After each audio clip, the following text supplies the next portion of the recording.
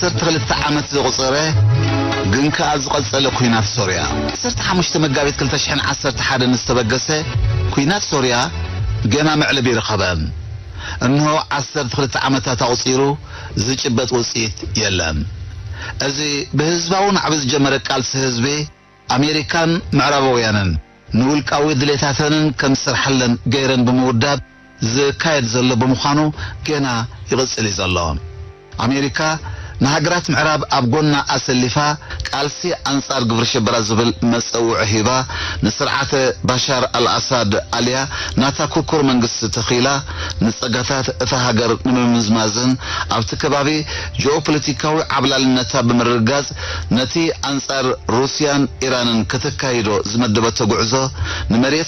سورياويانن كم من تربايتا كبتكاملون زمدبتو وطنيا أمتقوار تسميدا زلام كاب كل تشحن 13 كساب كل تشحن 23 أبز نبر 11 عامات تراي نهزب سوريا بهيمانتن قبيلان غزازيخا نحد حدو كم زبالع مغبارو كي اكل امريكان معربويانن كاب سوريا ناب غربا بتهاجرات كي ترفه فلاصات زون چفرلا كوين الله لومي كاب امريكا بستوهبه ناي تانكتات ميسايلات مدافع انت تكوستن حجز ابلعلي سورياويان زقات مزلو نايموت سنكلنان مفنقالن حدقه كاب علت ناب علت النازايده يمصى اللهم بفلاي نبرت سميناو معراب سوريا مريتهم قديفهم يسددلو ازي بحجز امريكان معربويانن زغلصل زلو كينات كاب 470 شح حساب 610 شح حزبي بموت بمليونات زغلصل سورياويان دما بسدت زمزابله بمخانو بدرجات طفات اما بالعسر حدن كفل زبن دحرنا كونغو هلقيت بكلاي درجه استسرع كوين اللهم بزحي حزب سوريا للعسران كلتن مليون كوينو عرب 5 ميتاويت الواين 15 ميتاويت كرداويان 10 ميتاويت ليفانتين 10 ميتاويت زترفو 15 ميتاويت دما كم دروز اسماعيلي عسريان تركمانيان ارمينيان يشفنوهم مسلمنا زقمو 74 ميتاويت سني 13 ميتاويت شيعة علاوي اسماعيليا وتم 13 ميتاويت دما كريستيانيوم امريكان هاجرات معرابن نقبيلاوي فللي تهزبي كم مسارحين زتقمالو نزي اودادازي تتقيمن دماين حزب سوريان حد حدو كم زغوزازن اسلاماي كريستيان ناتبهاله كم چفچف زغبرا زلوا كابز استبغسه اتم افسمناو معراب بستيجوان زنبرو لل80 شح كريستيان كامريتم تباريرم ابايتم نديدو ترى لمنت كم زخونو تغيرلو ازي دما جنا زغلصل زلو زخبركم سمعتنا نقول انتن ببربحان ابكينا سوريا ايدن اتين زلو هاجرات كاب احغراويان تكالات سلامنتاي زبل حتو كقرب لنا يصنحن نخمسلو ابو دب حبرات هاجراتن كوميشن سبعو مسلات ودب حبرات هاجراتن ጉዳያት ሶሪያ በዝብል አርእስቲ ይዘረበልዩ ግን በዘይ ገለ መደምደም ታይዛዘም ኮምና በለ 12 ዓመታት አውፂሩ አሜሪካ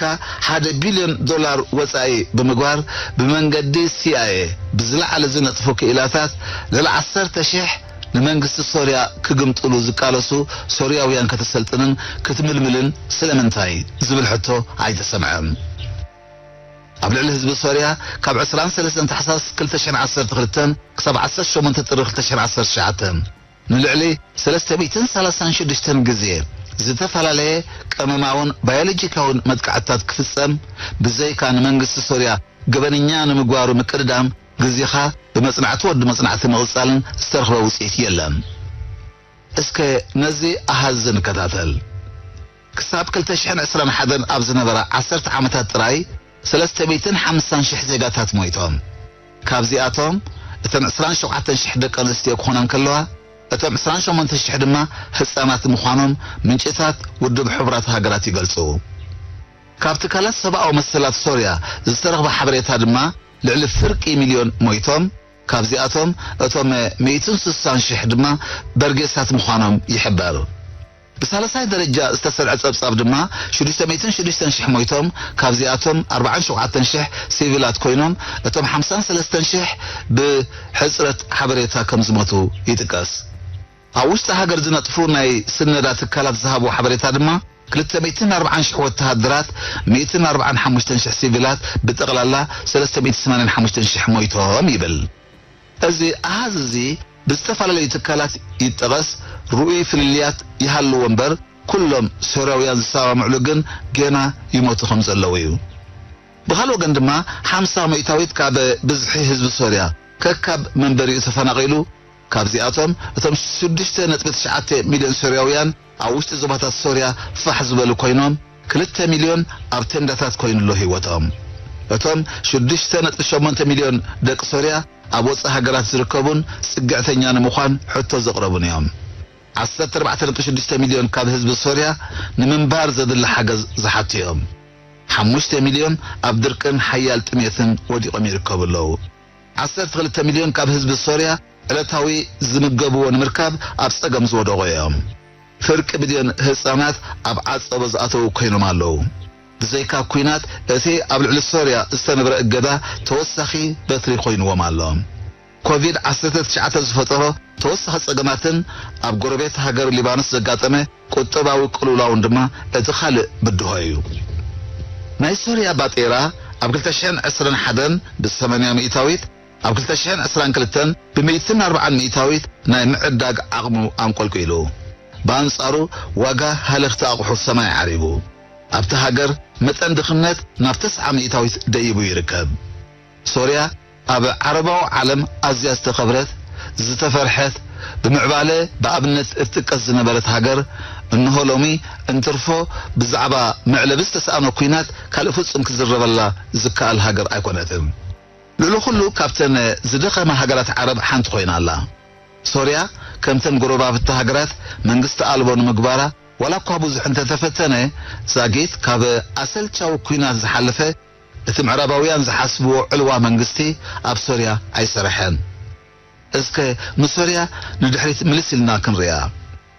بشانتي عتا 271 دحري تدقاقا معلوى منغستي اب سلطان زمسي الواين زقبيلو حافظ الاساد صنوع حقي بمتحلاف نسوريا ننوح عمتات دحري ممرح بموت مستفليه اب بريطانيا حكمنا سنز مهار زنبالي ودو اغدي مبستوهابو ممرحي مبقسي بمقبار اب سلطان كم زمسي تغيرو اتود 34 عمت زنبالي باشار الاساد مسبعالت بيتو اسما بمخان ناف سلطان اسمسه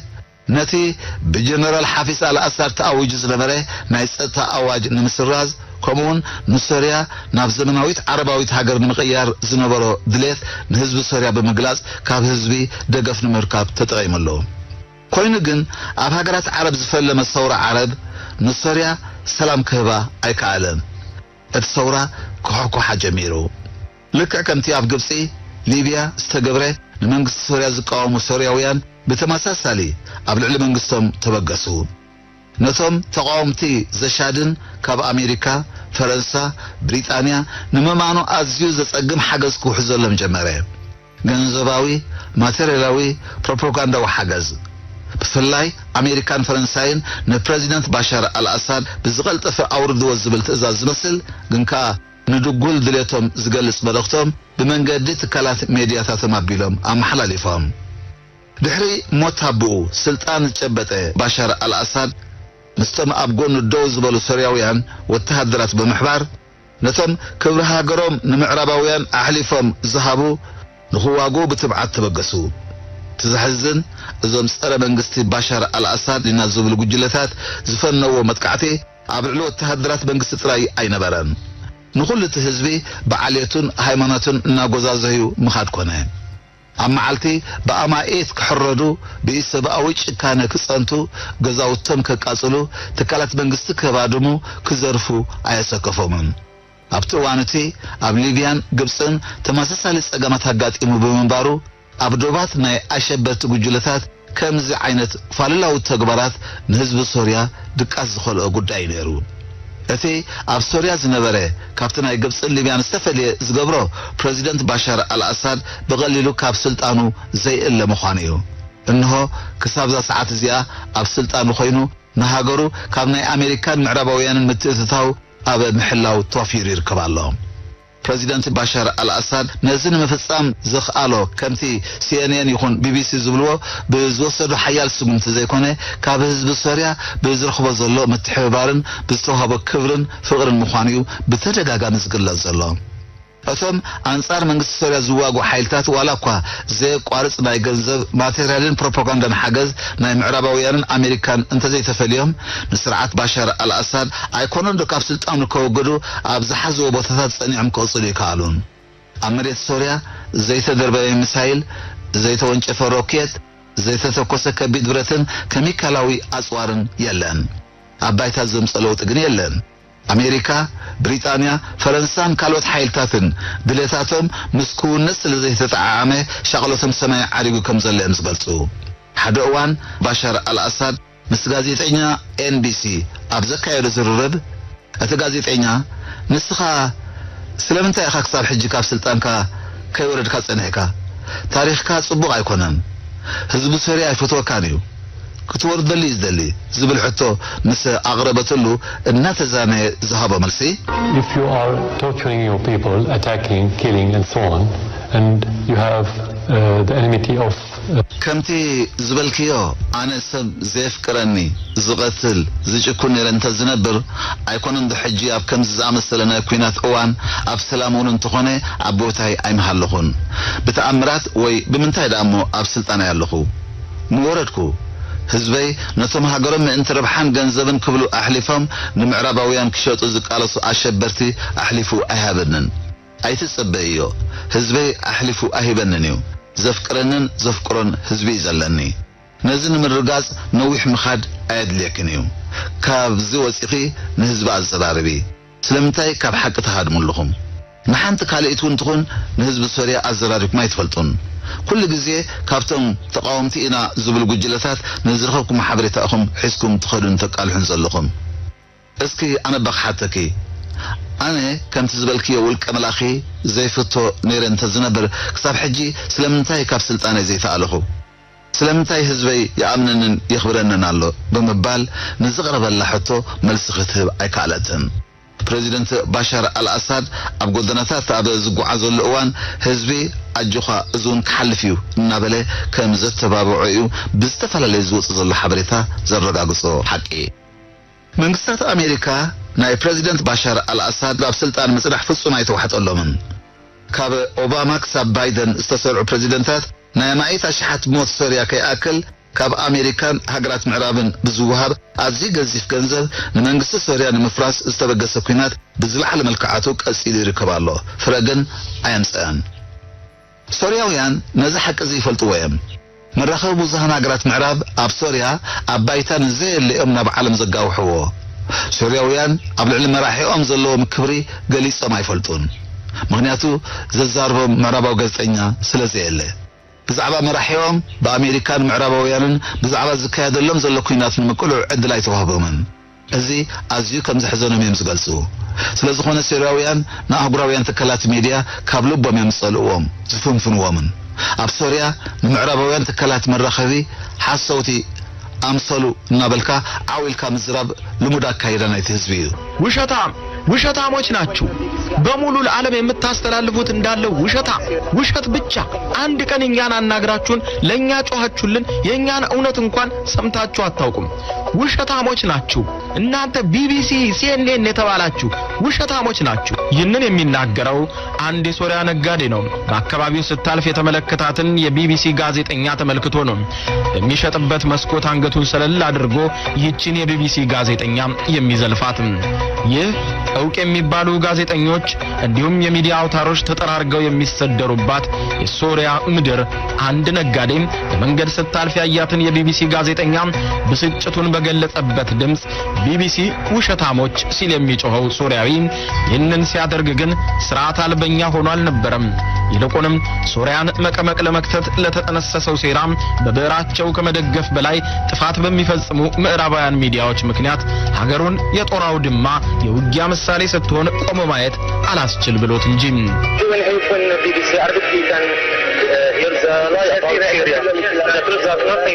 ንስኻትኩም ቢቢሲ ሲኤንኤን ትባሃሉ ሓሰውት ኢኹም ሓንቲ መዓልቲ እንትኾን ብዛዕባና ተዛሪብኩም ኣይትፈልጡን ነዚ ዝተዛረበ ነታ በኣፍ ደገ ድኳኑ ክትሓልፍ ከላ ዝረኣያ ጋዜጠኛ ቢቢሲ ክሰምዖ ኢሉ ዝተዛረበ እዩ እቲ ሶርያዊ ነጋዳይ ነዚ ዝተዛረበ ነታ ጋዜጠኛ ከም ሰብ ስለጸላ ኣይኮነን እንታይ ዳ ሃገሩ ብሰንኪ ምትእታው ምዕራባውያን ሃገራት ክትፈርስ ዜጋታት ክቕዘፉ ንህዝቢ ሶርያ ብምድጋፍ ሓንቲ ቃል እንትኹን ንዘይዛረቡ ጋዜጠኛታት ንምንቃፍ እዩ ንሳቶም ዝጽሕፍዎ ዘውርይዎ ሶርያ ፈራሪሳ እዩ እቲ መልእኽቲ ኩሎም ሶርያውያን ዘዘውትርዎን ምዕራባውያን ጋዜጠኛታት ኣብ መንገዲ ምዘጓንፍዎም ሓሰውቲ ምባሎም ዝተለምደ እዩ ካብዚ ብምብጋስ ኣብ ሶርያ ዝዋፈሩ ጋዜጠኛታት ወገናውያን እዮም ሚዛናዊ ሓበሬታ ንምቕራብ ኣይብገሱን በአንጻሩ ንመንግስቲ ሶርያ ይኹንኑ ነቲ መንግስቲ ምኽንያት ናይቲ ኩናት ህልቀት ዕንወት ስደትን ካልእን ገይሮም ይወንጀልዎ ኣህጉራዊ ማሕበረሰብ ብዛዕባ ኩናት ሶርያ ዝተጋገየ በድምንብታ ክወስዱ ኣህጉራውያን ትካላት ሚድያ ዝፃወትዎ ኣዕናዊ ተራ ብዙሕ ምዃኑ እዮም ዝገልጹ ሶርያ ናይ ሓያል ሃገራት ስጋት እውን ነይራ ሕጂ ግን ንባዕላ ኣብ ስጋት ወዲቓ ትርከብ ኣላ ሶርያ ሕጂ እውን ኣብ ፀገም ኣላ እንሆ ኩናት ካብ ዝፍልም 12 ዓመት ኣውፂሩ መንግስቲ ሶርያ እተን ሓደ መዓልቲ እውን ይኹን ዘይምነዮ ኩናት 12 ዓመት ቀፂሉ ዜጋታት ሞይቶም ናብ ዝተፈላለዩ ሃገራት ተሰዲዶም ናብ ለመንቲ ተቐይሮም ንምዃኑ እቲ ኩናት መዓስ ይኸብቀ እዚ ንኣረጋውያን ህፃናት ስንኩላን ሕሙማት ምድራዊ ሲኦል እንተተባሂሉ ይውሕደ እምበር ዝበዝሕ ኣይኮነን ሶርያ بصحف بمزنتاو يكون بدوكومنتري زي قلت نكران سقاين يبرارو يلالو تقومت بجلتات سوريا ناي منقست دقفتيهم ناي زبلوهم قزاوتين نافرسو نزيقاتات بتايتنا دبدبو بخرارون سيفن كساودهم نعمنطلو سبعو قفعتات يفصمو كبا أمريكا بحقز بسترخ بأسوار يكابصوهم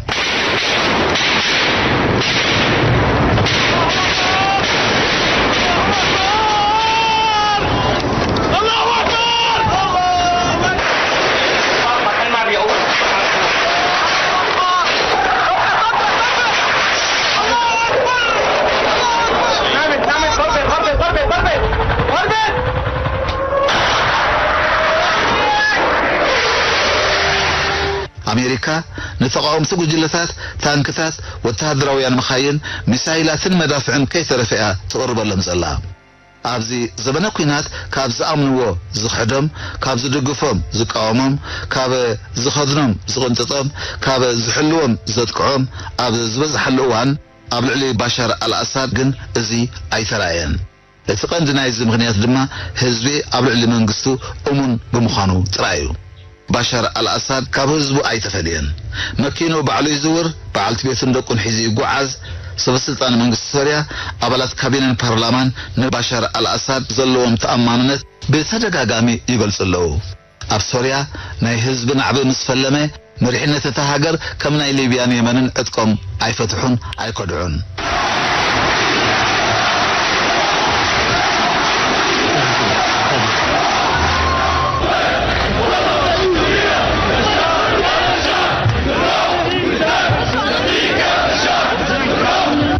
أقسم بالله العظيم أن أحترم دستور البلاد وقوانينها ونظامها الجمهوري وأن أعمل على تحقيق العدالة الاجتماعية ووحدة الأمة العربية أبزي قينات أتوم آخرتي عند علامة زجبروهم الواهين كريستيان كوينهم من رخبي بزهان هجرات معراب نزحك زيننا فلتو قوسيخا محلافي مرجعهم إذن أدي أبوست جوان أبتبها لكبابي أبزركب قدامي نبرا نزح حساب دما هيبان. Since the beginning of this conflict, there is a disequilibrium between among the media information. For example, ኩናት ካብ ዝፈለመሉ በመንገዲ ሚድያ ሓሶት ይዝቀላሕ ንኣብነት ኣብ ቦስቲ ጅዋን 80,000 ዝኣኽሉ ክርስቲያን ተሰዲዶም ኣባይቶም ብዕጡቃት ፈሪሱ ወላ ሓደ ጋዜጠኛ ብዛዕባኦም ኣይተዛረበን ናታቶም ጉዳይ بزي مخانو ولا توم ጋዜጠኛታት የተገደሰሉን ኣብ ከባቢና ሰባት ቆተሉ ክሕረዱ بعيني رئيه ናይ ሚድያ ኩናት ደዋቢልኩም ኣብ ሶርያ ዝኸውን ኩሉ ተዛረቡ ዝኸበርኩም ሰማዕትና ኣብ 2011 ምትእትታው ምዕራባውያን ምስተራእየ ፕሬዚደንት ሶርያ ባሻር አልአሳድ እዚ ምትእትታውዚ ንዲሞክራሲ فتحي معرنت نمكلاس جورش برا نمتفا وي نمخبار سبعة مسألة زيكونه نسرقي هفت زهاجر مالت نداد ترايو بمبال زغلص حقيو كساب ذا ساعات زيا ابتهاجر انصبار اوزلو مرخو بزهان سوريا ندادينا بمايت بوطاتنا تصعنه يغوارتالو ከባቢ ኤፍራጥስ ኣብ ኢራን ኣብ ዝርከብ ማዓስከር ኣሜሪካ ቦታት ብቃፍላይ ኣሰንዮም ክጓዓዙ ንህዝቦም ብስእሊ የርእዩ ጽሑፋት የውፁ ነቲ ሓቂ ይሕብሩ ኣለዉ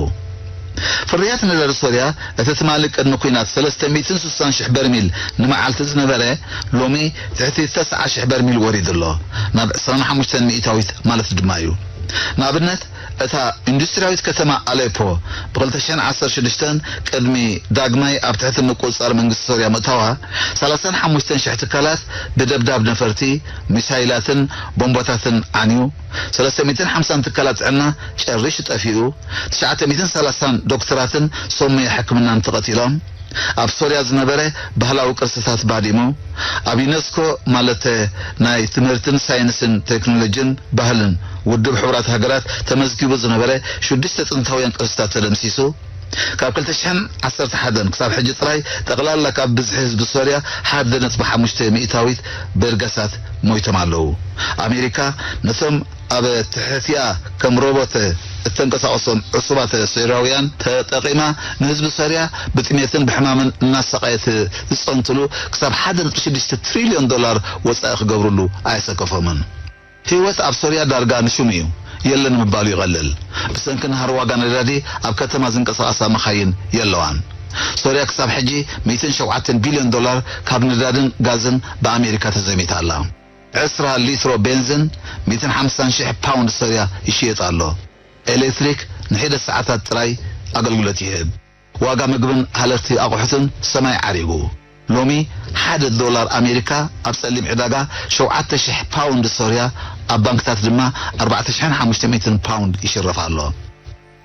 ኣሜሪካ ነዚ ትገብር ዘላ ነቶም ኣብ ትሕቲኣ ወዲባ ንሶርያ ንምዕናው ዘሰለፈቶም ኣብ ሰሜንን ምብራቕን ሶርያ ዝርከቡ ዕሱባታን ነቲ ኣብ ዝተፈላለዩ ቦታታት ሶርያ ዝደኮነቶ 13 ማዓስከራትን ክትግልግለሉ እዩ ኣሜሪካ ኣብ 2019 ጥራይ ካብ ዘመተቶ ነዳዲ 156 ሚልዮን ዶላር 76 ሚእታዊት ጠቕላላ ኣታው ናይ ሶርያ ማለት እዩ ንመነባብሮን ደሞዝን ናይቲ ኣብቲ ከባቢ ዝነበር ሶርያዊ ተጠቂመሉ ዝብል ምኽንያታት ትህብ ኣሜሪካ ነቲ ካብ ሶርያ ክትረኽቦ እትደልዮን ዝወሰነቶን ነዳዲ ካብዝን ካብትን እናተጓየት ኣብ ምዕቋር እያ ተጸሚዳ ዘላ ብመሰረት ሓበሬታ ዋና ዳይሬክተር ትካል ምፍራይ ነዳዲ አልያብሳህ አሊ ሐሰን አልዩሱፊ ሰራዊት ኣሜሪካ መዓልታዊ ካብ አልያብሳህ 12400 በራሚል ካብ ሩማኤላ ድማ መዓልታዊ 40,000 በራሚል ኣብ ምጉራት ተጸሚዳ ከም ዘላ ንስፑትኒክ ዝተባሃለ ማዕከን ዜና ካብ ዝሃቦ ቃለ ምስክርነት ዝተረኽበ ሓበሬታ የነጽር እቲ ዝሕዝን ካብተን 4 ዓበይቲ ትካላት መፍረይ ነዳዲ ሶርያ እተን 3 ኣብ ትሕቲ ምቁፅጻር ብኣሜሪካን ምዕራባውያን ዝምራሕ ሓይልታት ዝወደቃ ኮይነን እታ ዝወሓደ ፍርያት እትህብ ትካልያ ኣብ ምቁፅጻር መንግስቲ ትርከብ ኣብዚ እዋን እዚ ድማ ዋጋ 1 ሊትሮ ነዳዲ ክሳብ 5,000 ፓውንድ ሶርያ በፂሑ ኣሎ 31 ብዝተኻየደ ደብዳብ ነፈርቲ መመንጨው ሰዓት ናይቲ ሃገር ብምሉእ ስለ ዝዓነወ ሎሚ ኣብቲ ሃገር ቀረብ ኤሌክትሪክ ኣሎ ንምባል ከም ዘጸግም ናይቲ ሃገር ሚኒስትሪ ሰዓትን ነዳድን ባሳም ቶልቢ ሓቢሩ ኣሎ እቲ ንሶርያ ኣኽል ታሪፍ ዝነበረ ቀረብ ጋዝ ሎሚ ብዜሮ ተራቢሑ ከም ዘሎ እዩ ተሓቢሩ ነፈርቲ ምዕራባውያንን ተሓባበርቶም ዝተኻየደ ደብዳብ ንብከላ ኣየር ኣቃሊዕዎ ከም ዘለውን ብሰፊሑ ይግለጽ ኣሎ ሓደ እዋን ኣብ 2019 ፕሬዚደንት ኣሜሪካ ነበር ትራምፕ ምስ ጋዜጠኛታት ኣብ ዝገበሮ ርክብ ንሕና ኣብ ሶርያ ምእንቲ ነዳዲ ዝጀመርናዮ ኩናት ኣይንቋርጾን ኢና ክንቅጽሎ ኢና ካብቲ ነዳዲ ካብ ዝርከብ ኣታዊ ነቶም ኣብ ትሕትና ዘለዉ 120,000 ወታደራትን ሚሊሻን ደመወዝ ክንከፍልን ንኻልእ ክንጥቀመሉ ኢና ብምባል ገሊጽዎ ኣህጉራውያን ትካላት እቲ ብምኽንያት ኣንጻር ግብረ ሸበራ ኣብ ሶርያ ዝኣተወ ሓይሊ ኣሜሪካን ምዕራብን ብዝኾነ ይኹን መምዘንን መዕቀንን ሕጋዊ ባይታ ከም ዘይብሉን ብዘይ ፍቃድ መንግስቲ ሶርያ ኣብ መሬት ሶርያ ዝኣተወ ኩልኩልን ምጥሓስ ኣህጉራዊ ሕጊ ምዃኑን እናፈለጠዩ ገና ዝደፍኣሉን ዝቕጽልን ዘሎ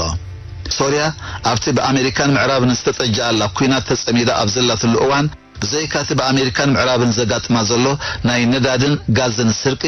ሕርሻዊ ፍርያት ማለት ስርናይውን ኣብ ተመሳሳሊ ጸገማት ወዲቑ ኣሎ። ዝኸበርኩም ሰማዕትና ሶርያ እዚ ከይኣኽላ በይናውን ካል መልክዓት እገዳን ከም ትቕየድ ተገይራላ። አሜሪካ በይናው እትብሎ እገዳ ኣብ ልዕሊ ሃገራት ምትግባር ካብ ትጅምሮ እንሆ 83 ዓመታት ኣውፂሩ።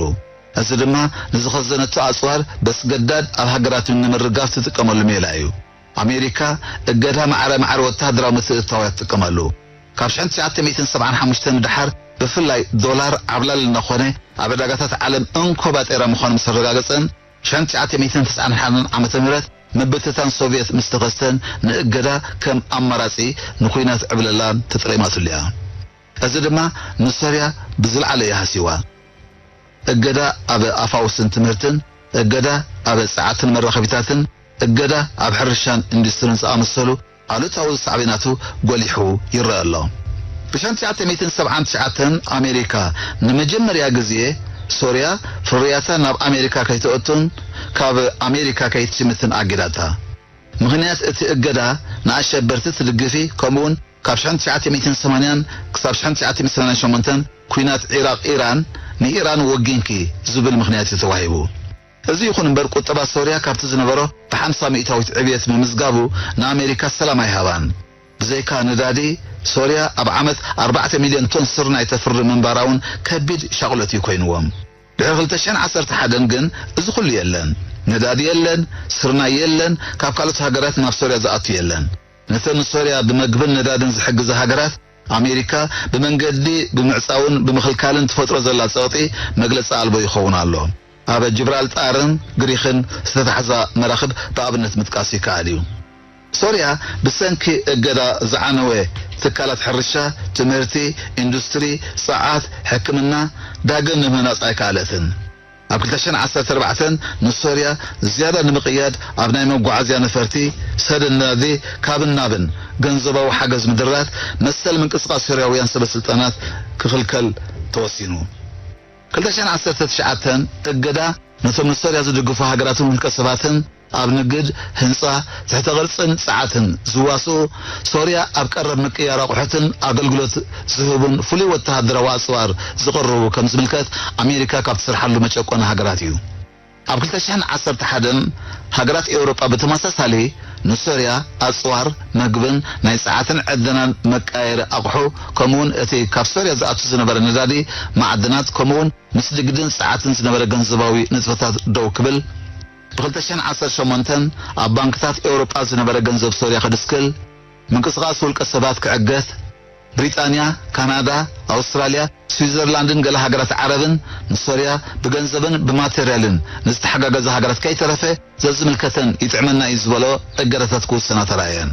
ካብ 30 ጥቅምቲ ክሳብ 10 ሕዳር 2022 ካብ ኮሚሽን ሰብኣዊ መሰላት ውድብ ሕብረት ሃገራት ኣሌና ዶሃን ኣብ ሶርያ ኣብ ዝገበረቶ ትዕዝብቲ 9 ሚእታዊት ህዝቢ ሶርያ ትሕቲ መስመር ድኽነት ከም ዝነብር፣ ቀረብ መግቢ፣ ማይ፣ ኤሌክትሪክ፣ መዕቆቢ፣ ንመዋዓይን ንመኸሸንን ዝውዕል ነዳዲ፣ መጓዓዝያ፣ ትካላት ጥዕና ፍጹም ከም ዘየለ ብምኽንያት ቁጠባዊ ፀቕጢ ጽባሕ ኣብቲ ሃገር ዘንጸላሉ ዘሎ ሓደጋ ክሳብ ክንደይ ከቢድ እዩ መግለፂ ቃላት የብለይን ብምባልያ ነቲ ቤት ምኽሪ ኣጠንቂቐቶ። ሕርሻዊ እታ ሶርያ ዓመታዊ 17 ሚልዮን ቶን ዝነበረ ናብ 11.9 ሚልዮን ቶን አንቆልቂሉ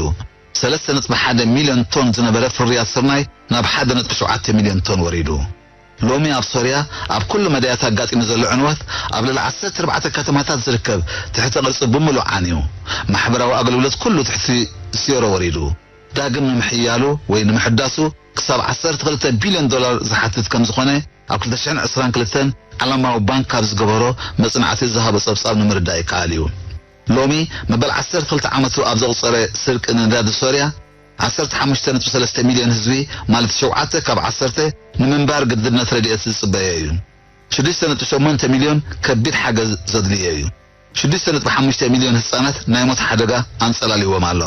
2 ሚልዮን ተማሃሮ ኣብያተ ትምህርቶም ዝተዓጽዎም ኮይኖም ኣለዉ። 50 ሚእታዊት ካብ ህዝቢ ሶርያ ተመዛቢሉ ኣለዎም። 5.5 ሚልዮን ኣብ ዝተፈላለዩ ሃገራት ተሰዲዱ ይርከብ። 3.5 ሚልዮን ኣብ ቱርኪ፣ 661,000 ኣብ ጆርዳን፣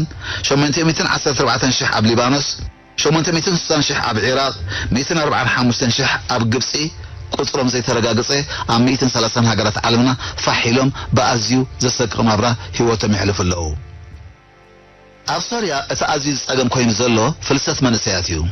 ኣሜሪካን ሃገራት ምዕራብን ህዝቢ ሶርያ ሃገሩ ገዲፉ ክስደድ ዘካይድኦ ዘለዋ ስነ ኣእምራዊ ኩናት ኣተሓሳቢ ኮይኑ ኣሎ። ወግሒ ፀብሐ ብመራኸቢ ብዙሃን ሃገራት ምዕራብ ዝቃላሕን ንሶርያውያን ዝበለጸ ዕድል ከም ዝተፈጥረ ብዘምስል ፕሮፓጋንዳ መንስያት ኣብ ከቢድ ሓደጋ ይወድቁ ምህላዎም ካብቲ ካብ ነዳድን ስርናይን ስእንዎ ዘለዉ እቶት ብዝሓየለ ንመንግስቲ ሶርያ ኣሻቒልዎ ዘሎ ጉዳይ እዩ ሎሚ ሶርያውያን ኣብ ዝተፈላለዩ ሃገራት ብዘይካቲ ኣብ ካምፕ ስደተኛታት ዘሕልፍዎ ከርፋሕ ናብራ ናብ ለመንትን ተጸበይትን ዝተቀየረሉ ምዕራፍ ህይወት ንኣሜሪካን ሃገራት ምዕራብን ፈንጠዝያ ፈጢሩለን እዩ ነቶም ኣብ ተመሳሳሊ ጸገማት ዝርከባ ሃገራት ድማ ናይ መጠንቀቕታ ደወል ኮይኑ የገልግል ኣሎ ሎሚ ኣብ ከባቢና ዝስማዕን ዝረአን ዘሎ ዳንኬራ ኣሜሪካን ሃገራት ምዕራብን ንመንስያት ሃገራት ቀርኒ ኣፍሪካ ብናይ ሓሰት ፕሮፓጋንዳ እንዳታለልካ ከካብ ሃገሮም ናብ ስደት ከም ዘምርሑን ኣዝዩ ብደም ዝጨቀወ ስነኣምራዊ ኩናት ምክያድ እዩ እዚ ኣፍሪካ ትውንኖ ጸጋታት መንስያታ ከይትጥቀመሉ ዝተጠጀ ተንኮል እዩ እዚ ንመንግስታትን ንዝምልከቶም ጥራይ ዝግደፍ ሓላፍነት ዘይኮነ ንኹሉ ኣባልቲ ሕብረተሰብ ብማዕረ ዝምልከት ግዴታ እዩ ኣሜሪካ ካብቲ ኣብ ልዕሊ ህዝቢ ኤርትራ ተካይዶ ወራር እቲ ቀንድን ትኹረት ኩሉ ኤርትራዊ ዝሓተትን ንመንስያት ኤርትራ ናብ ኢድ ኣዙር ባርነት ንምእታው ዝካየድ ኣዕናዊ ፕሮፓጋንዳ ክንቕሓሉ ይግባእ ኣሜሪካ ካናዳን ሃገራት ኤውሮጳን ብዛዕባ ኣፍሪካ ተገዲሶም ይኹን ሓሲቦም ኣይፈልጡን እዮም ንሶም ናጻ ዕድላት እናበሉ ዝጉስጉስሉ ብምሉኡ ዜጋታት ሃገሮም ገዲፎም ይስደዱ ንሳቶም ብተዘዋዋሪ ዋናታት መሬት እናኾኑ ይቕጽሉ እዚ እዩ ናይ 21 ክፍለ ዘመን ዘመናዊ መስርሕ ባርነት ሃገርካ መሬትካ ህዝብኻ ስድራ ቤትካ ንድሕሪት ገዲፍካ ናብ ፍጹም ጸልማት ዝወስድ ናይ ሞት ጎደና ተመሪሕካ ምኻድ ኣሜሪካን ሃገራት ምዕራብን ንህዝቢ ኤርትራ ብእገዳ ከሳቕያሉ ዝስዕራሉ ቀንዲ ምኽንያት ምስቲ ኣብ ልዕሊ ሶርያ ኣውሪዶኖ ዘለዎ ዓይነት በሰለታት ስለ ዝመሳሰል ኣብ ኤርትራን ኣብ እተሓስባ ህዝባን ስጋት ንምንጻፍ እዩ እቲ ሎሚ ንሶርያ ከቢድ ሸቕለት ኮይኑ ዘሎ ፍልሰት መንእሰያት ካብ ርባዕታት ጀሚሩ ኣብ ልዕሊ ህዝቢ ኤርትራ ብዝተፈላለየ መልክዓት ክቕጽል ዝጸንሐ እዩ ኣሜሪካ ኣብ ስደት ንዝርከቡ ኤርትራውያን መንእሰያት አንጻር ሃገሮም መሬቶምን ህዝቦምን ደው ዝበሉ አገልግሎት ስርዓታት ንምግባሮም ይካኣል እዩ ብዝብል መርሓ ጎደና ኩሉ ኤርትራዊ ሃገሩ ጥንጢን ናብ ስደት ከምርሓላ ኣብ ከቢድ ስራሕ ተጸሚዳ ከም ዘላ ካብ ምዕራባውያን መራኸቢታት ንረኽቦ ሓበሬታ ዝምስክሩ ሓቂ እዩ እዚ ግን ኣብ ኤርትራ ቦታ የብሉን ንዓና ንኹላትና ናብ ሓደ ዘምጻና ዘስምረና እቲ ኣብ ደምና ከይተረፈ ፀረፀ ካብ ሰማዕታትና ዝተዋህበና ኣኽቢርናን ኣሚንናን እንተግብሮ መትከል ዝክረ ሰማዕታት ዝዓጠናን ሕድሪ ሰማዕታትና ዝተረከብናን ህዝቢ ኢና ህዝቢ ኤርትራ